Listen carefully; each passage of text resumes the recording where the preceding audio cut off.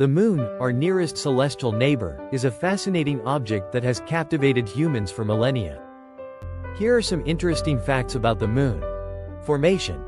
The prevailing theory is that the Moon formed about 4.5 billion years ago from a massive collision between Earth and a Mars-sized object. The debris from this impact coalesced to form the Moon. Physical characteristics.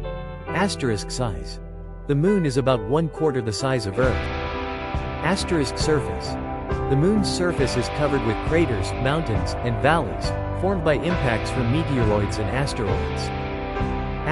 Atmosphere. The Moon has a very thin atmosphere, called an exosphere, which is not sufficient to support life. Gravity. The Moon's gravity is about 1/6 that of Earth's. Rotation and orbit. The Moon rotates on its axis at the same rate that it orbits the Earth, which is why we always see the same side of the Moon. Influence on Earth. Tides. The Moon's gravity is the primary driver of Earth's tides. Light. The Moon reflects sunlight, providing illumination at night. Stability.